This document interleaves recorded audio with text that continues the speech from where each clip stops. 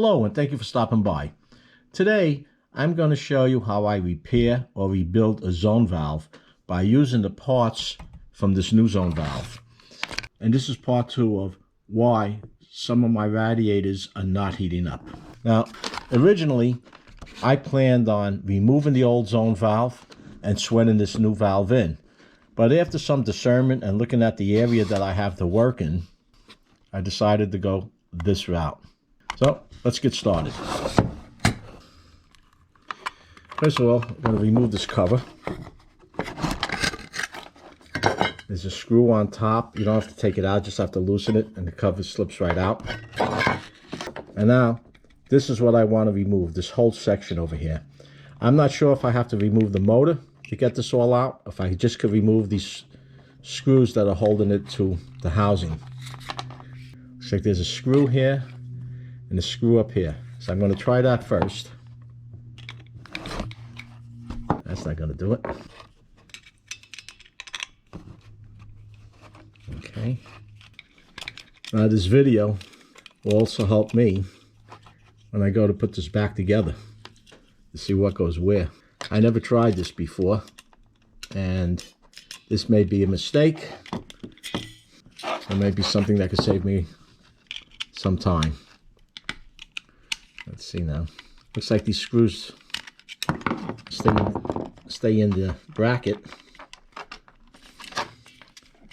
Okay, there's something holding this back. That's loose, that's loose. What do we have here? I'm not sure. Let's see.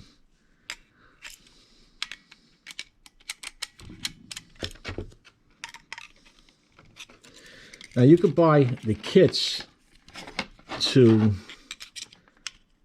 there we go. You could buy the kits to rebuild this valve. And it's a lot less expensive than buying the whole valve. First of all, you're not paying for this piece back here. This was an afterthought. Now I'm looking at this to see what we have. All right. This would be the valve that opens and closes to let the water flow through or to block it. And the motor's on. Let's get our bearings here. The valve is on, when you're facing it this way, the valve is on the left-hand side, and wherever it goes into the motor is also on the left-hand side. And we can see we have different screws here. These have like little nipples that go into the hole up here, and the other one goes into the hole down here. And the screws that I had loosened up go in here. You have one on top and one on the bottom. Okay, if I don't have to remove all of this, that'd be great. Let's see now what we have in here.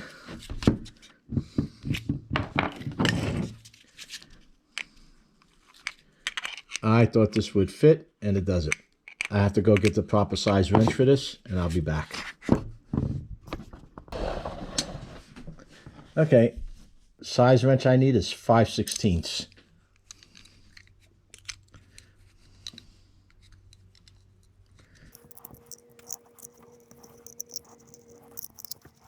We have these two screws with the little knob sticking up, top right, bottom left. On the valve that we're going to be replacing, they just have 4 Phillips screws. I don't know if that's going to make a difference or not. Let's open this up. All right. It looks like this is real simple. You have the ball. Once the motor's activated, this ball will be pushed down to keep the water from going through. All right. And that's about it. Let's see what else we have. This is similar to a head on a small engine. You have this divot over here.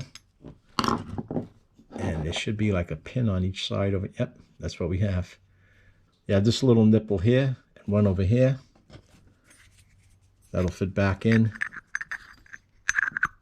like that. Okay, that's good. So I thought there'd be a gasket out here, but the only thing they have is this rubber O-ring. So my next step is to take this piece see if it fits on that valve. I had the boiler off for a couple hours so it will cool down. My next step is to drain the boiler. Once it's drained, I'm going to remove this cover on that valve and to see if it fits. If it fits, and these screws are the same thread and diameter as the body on that valve, then I'll make the replacement. If not, I'm going to have to sweat the old valve off and sweat the new one on. So off to the boiler we go. All right, I have a little bit of an issue here. I'm draining these lines from these valves up above, but the problem is the zone valves are lower than these drain valves. Not only that, these lines with the valves are the lines where the water's returning down. These lines with the zone valves is where the water's being pumped through. Now, when I go to remove this valve, I'm going to have water coming out. I wanted to drain this, let me get down here, at the bottom of the boiler. Right down there. Now, keep in mind, when this boiler was installed, it was installed by a company, a professional company. That's what they do. They install boilers. Look where that drain valve is. I cannot open that drain valve without removing that filter. I would have to remove the filter to drain the boiler from the bottom. To do that isn't a big ordeal. I would just have to take this bolt out, remove the canister on the bottom as if I was changing the oil filter, and I could open it up. But I'd rather leave that alone. So what I'm going to try, let me get up here. What I'm going to try is to get a container to put under here. I'm going to open this up and see how much water comes out. If it looks like a lot of water seeping out, I'm going to go that route, removing the oil filter. I'm not going to video this as I'm doing it. There's just too much going on in here. I'm just going to hold a bucket under here or tie a bucket under there with some wire. I'm going to open this up and see what kind of flow we get out of there. I opened this up a little at a time and had it drip out, and I was surprised. There wasn't enough water to even fill a coffee can up. So I thought there would be a lot more water in there. Now this valve does look pretty crusty. This is what it looks like in here. Here's the ball that allows the water either to go up or shuts it down to keep it from flowing. And the way it is right now, it was open. This thing is, I'm holding the camera, but I can't even move this by hand. So this looks like it might have been leaking right around here. This was some job. I had one screw up in here that I couldn't get out with the screwdriver. I had to get a pair of vice grips on it. So I had to completely strip this apart to get it in there. I'm going to clean this up with a wire brush and a little bit of sandpaper.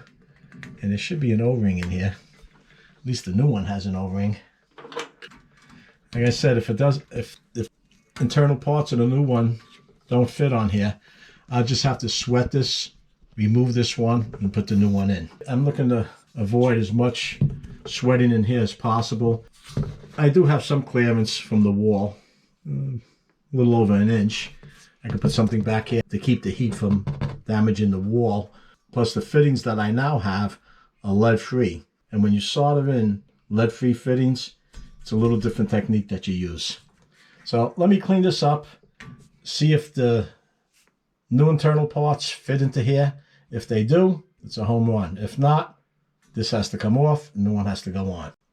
After getting the two zone valves out, I cleaned up the surface. I used this little stainless steel brush, a piece of sandpaper, and a piece of styrofoam as a sanding block to clean it up. I also sprayed some brake fluid on it to clean it. This was pretty gunked up over here.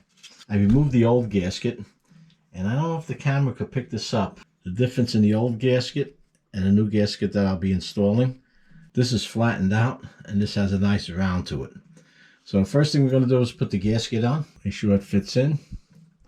Now, this was pretty difficult working down in here because we have these pipes in the way. Couldn't get a screwdriver in to get the screws out of the old one. And getting this in might be a little bit of a hassle also. I checked, and this does fit into here. We have the nipples on both sides that fit into the indentations that are on the old valve. That was a big plus right there. And we have to make sure that this single nipple goes into the single hole. Oh, there goes that gasket. Like I mentioned, this is going to be a little tricky working in here. I'm working around pipes that are going every which way. This is the second boiler that was installed in this home. And the company that installed this last one saved themselves on a lot of plumbing. But it's a nightmare when you got to come in here and work on anything. Instead of easy access to everything, there's pipes going every which way. Okay, let's see what we have here now, if I can keep that in there. And you want to make sure that gasket's in there flush, because if you pinch it, it's going to be leaking. All right, this goes like this. That one nipple. And let's see if we get this in there without messing up that gasket. Okay, got that in. Now, I don't know, this doesn't feel tight at all. But anyway, there's two sets of screws that go in here. And we have the larger one goes, this one with the larger diameter goes up in here. If I can get that in. Okay, we have that one. We have this one down here. This one up here. Okay, this goes in. You can see the difference on these two screws. Let me get the two that aren't installed. The back of one screw has this nipple, where the old valve didn't have that. The old valve just had Phillips screws in it. And this one is threaded on the inside, where the other piece will be attached to it. Falling out of place in there. I don't want this leaking all over when it's under pressure. You don't want to tighten one side all at once. I do a crisscross pad, just like when you're changing the head gasket on a small engine or tightening the tires on your car. You want it to be even. Turn it a little bit, go to the next one, turn a little bit, and snug them up. You can see the pitch of the screwdriver. Let me show you what I have. Again, you have all these pipes in the way to work on anything in here. It's a real mess. Last company had no problem charging for what they did though. Okay, that's tight. That's tight.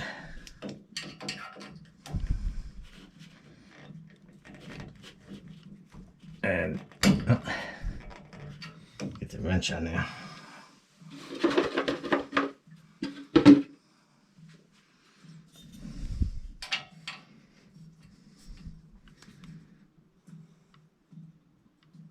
That's tight.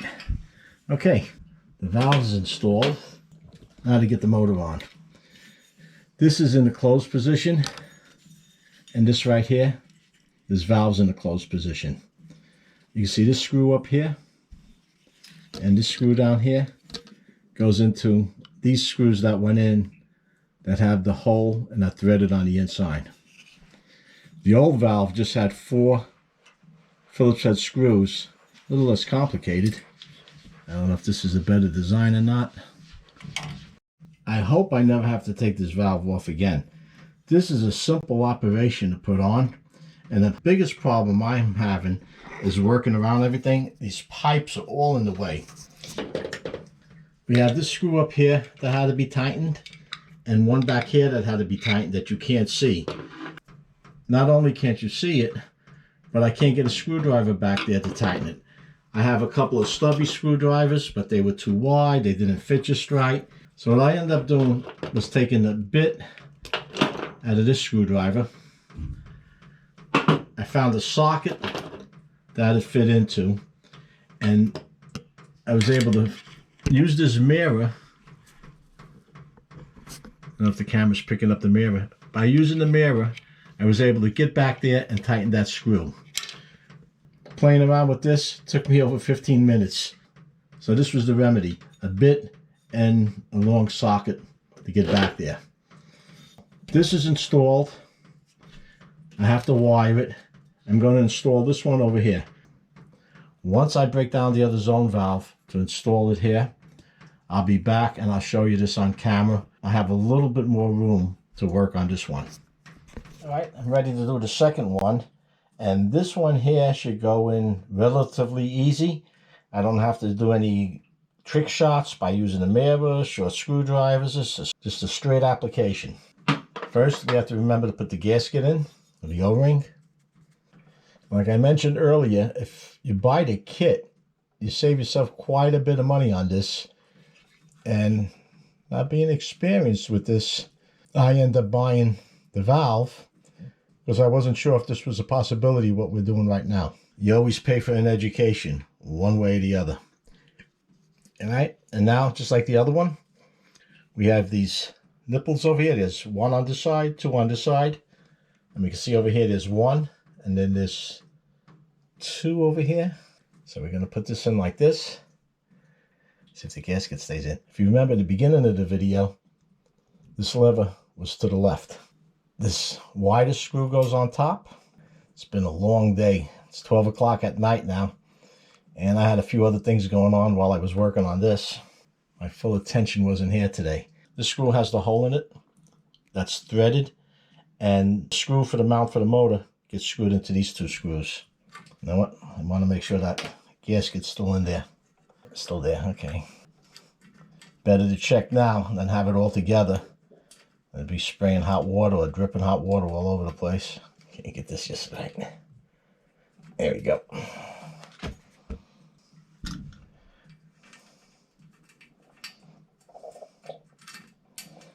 I don't know why they changed the design like this. Like I mentioned, the original had 4 long Phillips screws going through it to hold it on, but it is what it is.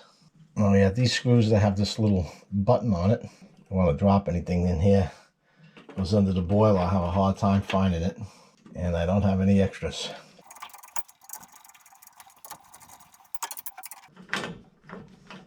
Oh, this one's a little bit of an angle. That's because of this pipe over here. I could tighten that with the wrench. Still not as bad as the other one was. Okay, back to this. I'll tighten them up. And good and snug.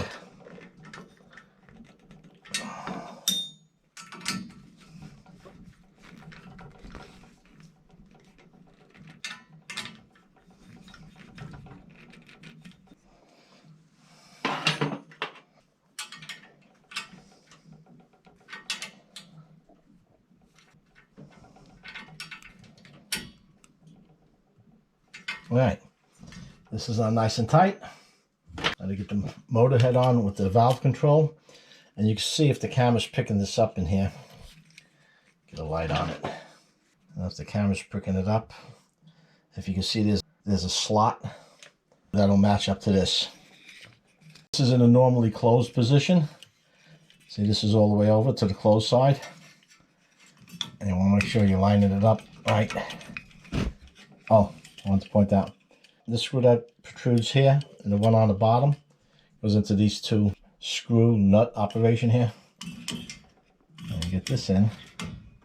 Move this a little bit, see. Yeah, there we go. Let's take a little maneuvering. You have this with a common head screw. Something like this, you would think they would have a Phillip on it, but this over here. Oh, it looks like I'm still gonna have to do a trick shot in here. Oh, wait, maybe not. I thought it was going too easy. And we're back to my homemade mini screwdriver here. And the mirror. I thought I had a clean shot.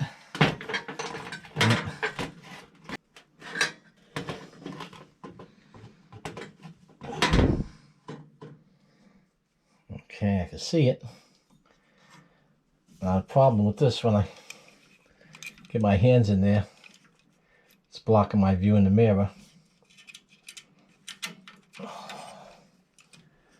Oh boy. Well, the guy that put this together, his next job, he should find the same mess that he left. Oh, did I say that out loud? I have to get this camera out of the way so I could maneuver around that screw. I have the second one installed. Now to go to the third one.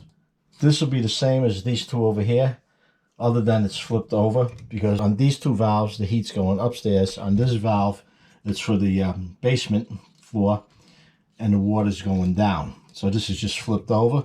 Other than that, it's the same setup. After I take care of this valve, then I have to wire these valves to this transformer, and that's what I have to figure out, because this was a mess. It was taken apart.